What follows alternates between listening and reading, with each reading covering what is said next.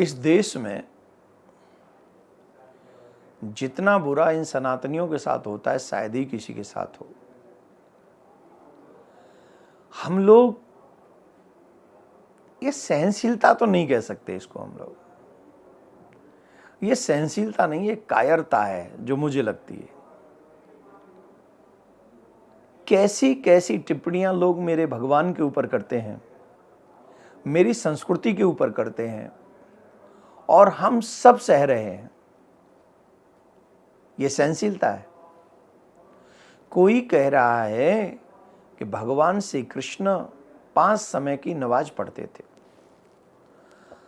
और कोई कह रहा है संस्कृत इस देश की भाषा नहीं है,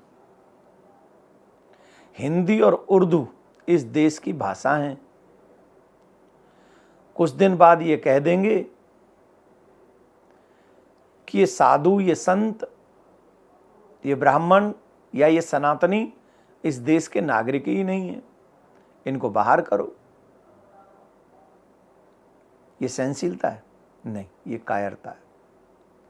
ऐसे लोग जो हमारी संस्कृत को कह रहे हैं, संस्कृत जिसे साइंस भी एक्सेप्ट कर चुका है, जिसे नासा एक्सेप्ट कर चुका है, वेद पुराण जब इनके पुरखे नहीं थे तब से संस्कृत है। इसीलिए मैं कहता हूं इस निंदा पर एक कानून बनना चाहिए कि जो मेरे ईश्वर, मेरी भाषा, मेरी संस्कृति के ऊपर गलत टिप्पणी करे उसकी जगह मंचों पर नहीं, उसकी जगह जेलों में होनी चाहिए। जस्टिस सबके साथ बराबर होना चाहिए, किसी के साथ भला और किसी के साथ बुरा नहीं।